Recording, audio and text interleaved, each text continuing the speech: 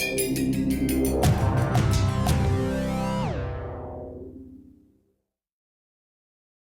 next speaker is Tim Harrigan from Michigan State University. He's going to be talking about cover crops and manure management. I wanted to talk a little bit about some of the things that I heard this morning, because I was really quite pleased to hear some of the comments that we need to be thinking more in terms of the system.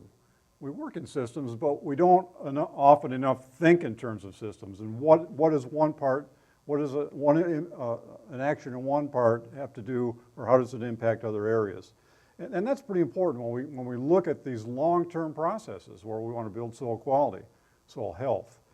And I guess I came to this, some of these things over the last several years. Really, I was working on a couple of things simultaneously. One had to do with developing no-till equipment and some of the field operations for zone tillage and those types of things, and at the same time working with manure management.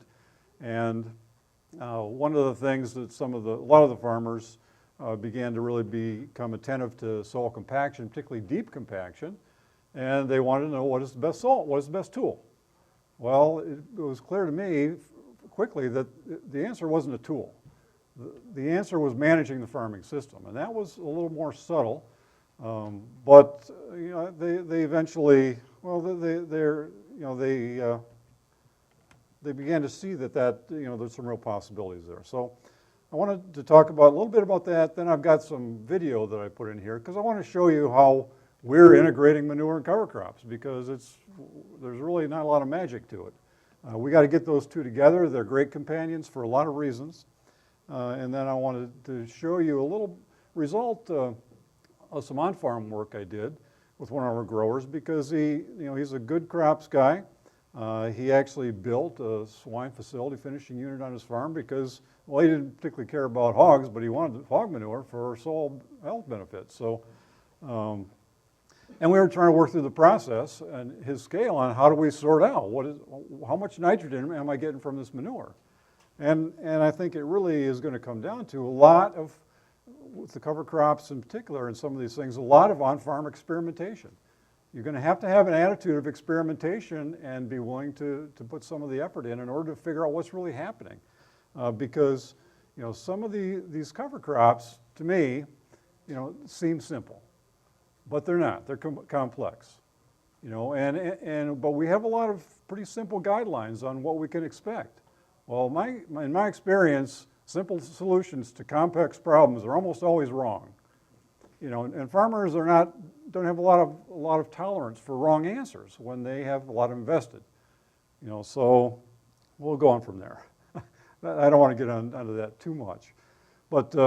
I think it's important to just rethink this. Keep these physical, biological, and chemical properties issues in front of us because they interact and they're important. Physical characteristics have a lot to do with traffic and tillage. It gives us structure for stand establishment, root growth, certainly stability to minimize wind and water erosion, improves water infiltration, drainage, aeration. It retains crop available moisture. We can maintain aggregate structure so we have a more resilient soil. If we have some of the good physical characteristics. Biological functions, there's many. We had a great presentation there just before lunch. But I think some of the key things that come to my mind is we need to maintain this balance of pests and pathogens, not get rid of all the pests and pathogens because they have their own ecosystem, but we have to maintain a balance. And certainly it's going to allow us to mobilize nutrients when we need it for crop growth and also to minimize leaching losses. So maintain what we have. So this farming system is important. And really, it's not a buffet where you go in and I'll pick low disturbance tillage, but I don't want to do this other stuff. I prefer to kind of do what I've been doing, but I want the problem to go away, but I don't want to change too much. I really think we need to kind of keep these things in mind. This chemical balance, farmers are really getting pretty good at that. We've been doing soil testing for a long time, and a lot of our guys have been grid sampling and have refined that into zones and those types of things. So, we've got that pretty well, and we've seen a real transition to low disturbance tillage in many ways, and that can be anything but low disturbance. You know, it's not a simple one system that I have in mind. It's a transition to low disturbance and the traffic component.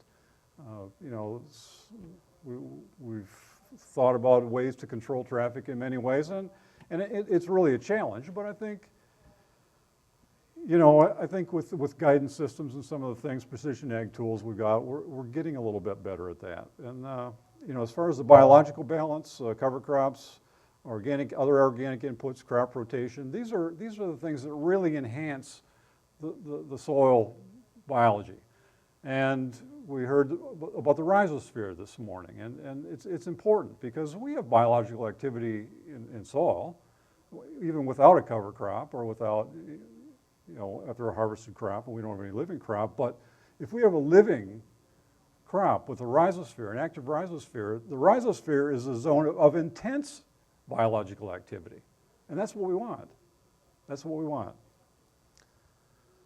So our farmers, I think, are getting better at avoiding what I call the overtillage trap.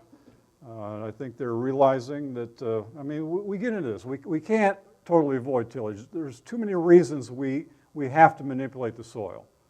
Sometimes harvest doesn't go well. We maybe need to incorporate soil amendments, those types of things. But we know that we know by actually measuring soil compaction, measuring traffic with sensors in the soil, the tillage-induced pores, the fracturing of the soil, they're not stable. I mean, they give us immediate relief, but they're not stable over the long run. The stable pores, stable aggregates are the ones that are built up from biological activity over time. And that's a number of things, you know, and the scale is different here. We're talking about rapid degradation with tillage versus long-term rebuilding or reclamation with biological activity. So it's a challenge. So we looked for you know, and this is why I really kind of lean on these three aspects: low disturbance tillage, manure, cover crops. Because farming stresses the soil. You know, so reducing tillage is good. It's going to move us in the right direction, but that's not going to be a very fast approach. You know, if we want to speed the process up, we need to enhance that. You know, so we're looking at biological processes, enhancing those with manure and cover crops, increase organic matter, improve aggregate stability, decrease evaporation, those types of things. So, you know, I think we need to, you know, to be thinking in terms of these types of things. So we're trying to help farmers puzzle through how do we solve this soil biology issue, because they're hearing a lot about it. And my concern in one way is that they need to have realistic expectations. And I think they're getting the right message in many cases, but I don't know if they're really hearing the time scale that's involved. And if farmers are disappointed, if they're investing and they're disappointed in the outcome after a year, after 2 years, they're not going to stick with us for a long time. You know, so I think we need to try and balance this.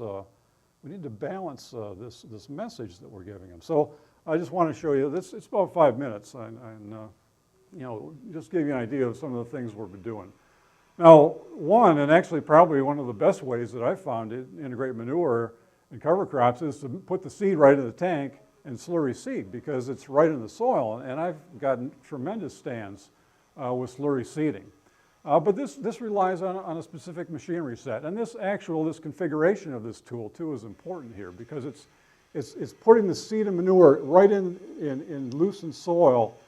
So the cover crop, I think, really acts as if it's in an environment with much higher nitrogen than you're actually applying to the field. Because in the microenvironment, it is much higher, because you're dropping the manure directly down in these relatively small areas with the seed. So here's that field 6 weeks later. Just an oilseed radish stand there on the left, oat forage turnip there. We've got the drilled, where I wanted to just test the resilience of the seed bed. But with no manure, you know, the crops are scavenging, but we're not getting a lot of growth. And I think people have to figure out how much growth do they want from a cover crop? What do they expect? Do they just want to scavenge what's there, or, you know, or they want to actually get a more active crop? This is following corn silage at a dairy, a coarse textured soil. Now we did a few different ways too, slurry seeding, and this is that we drilled and then we did a broadcast. We're doing this because time is an issue here. We're looking for rapid ways. We're also looking for ways that, well, folks are not tied to a specific machinery set. So the key is get them together. And there's a lot of ways, and they don't have to be very fancy. Broadcast and then just come over the top with a very shallow disking just to move some soil around. And in our case, we went over the top of that with the airway, with the manure application. We were putting about 7,000 gallons of dairy manure slurry there. And we're coming in with the cereal rye, and we did several strips here. This is drilled. Then aeration slurry over the top. We're going to get those two together. We came in later too. Broadcast disc and aeration slurry, these are all looking good. Cereal rye is not that difficult. I mean, it's an aggressive starter. If you get halfway decent conditions, here's a slurry seeding and that type of a thing. So, you know, the key is to get those together. This is at the Henry Miller farm in Mendon. Another coarse textured soil, 15-inch rows. He's got tillage radish and then Austrian winter peas and alternating 15-inch rows. He's a seed corn producer, so he's going to plant a seed corn directly over the radish rows and use the Austrian winter peas to give a little bit of a kick there between the rows. So we did a broadcast application. Within an hour, we're coming back with these vertical tillage tools. A lot of farmers are asking, well, what do these tools do? You know, so, well, you know, they do some soil conditioning, residue management. They do a number of things, but I wanted to get a little better look at what's happening there. So we're going right over a drilled cover crop now, so you're seeing those 8-flute coulters there, and I'm slowing them down a little bit so we can see a little bit what's happening. These tools go about 8 or 9 miles an hour if you've got the horses to pull it. So you can cover a lot of ground. 20, 25 acres an hour is not unreasonable. So you can see there's a lot of residue cutting. There's a lot of soil mixing. I was primarily interested in this because I wanted to get some soil contact with that broadcast manure to minimize volatilization losses. So, but a lot of our other guys are interested in this for managing higher yielding crops. So this is the crop. We're seeing that this tillage operation over the drilling or planting operation really doesn't minimize it. I think we got great stands, uniform stands. That's the Austrian winter pea there. And we had alternating strips. We had some manure and some non-manure. So, you know, we're looking at yield differences. This is a Crumbaugh Farms in Wheeler. Now, this is not a manure integration here, but it's low disturbance tillage and cover crops and trying to kind of get through this issue of how do we manage high yielding corn residue for the following soybean crop, because that's an issue for them. So, again, it's kind of a look at what's happening behind these gangs, and you're seeing, you know, some cutting, you're seeing some root balls pop out, and some sizing of the residue, and I think that's important. And I think you can see in a broadcast situation here with rye over the top, you'd be getting some shallow mixing. I think that would enhance the germination emergence of the crop in a situation where it wasn't particularly a good year in terms of rainfall and that type of thing. So, you know, I think you know, there's some opportunities here to combine operations and do what needs to be done. And, you know, we see that we get very good cover crops. And I think there's ways that we can do this and cover a lot of ground and independent somewhat of the operations, the types of things they had in mind. So I wanted to just give you a quick summary of some work we did with John Crumbaugh. He's the one that I mentioned. He's farming 8,000 acres, corn, beans, wheat primarily. And he's the one to build a finishing unit because, well, he wanted swine manure because he was interested in building soil quality. And I worked with him. He's been doing precision ag for more than 20 years. He continues to grid sample because he thinks that, well, he wants to know what the variability is. And he's been doing VRA over that time too, including manure VRA, in order to make good use of that. And this guy's got a great attitude of experimentation. I mean, I've worked with him a number of times, but even if I'm not, he doesn't need a university or extension folks there to have experiments. He'll have a lot of things going on his farm because he wants to know, and he's curious, and he's always pushing. You know, is he doing the best? And it makes it, you know, it's just great working with a guy like that. But this is a 2010 corn crop, and the reason I'm showing you this data is because 2009 we had great cover crops. We used the swine manure. 2010 was a great year for us in mid-Michigan. I mean, we had plenty of heat units. We had an early harvest, one of the earliest corn harvests I remember. We had rainfall on a regular basis, so the corn really never was stressed. We had a good planting season. So in terms of, you know, what can we expect for a manure application, this is, I would expect this to be as good as we could get. He's on a productive partial loam soil, 4,000 gallons per acre of swine manure, mostly ammonia, the ammonium fraction, very small organic.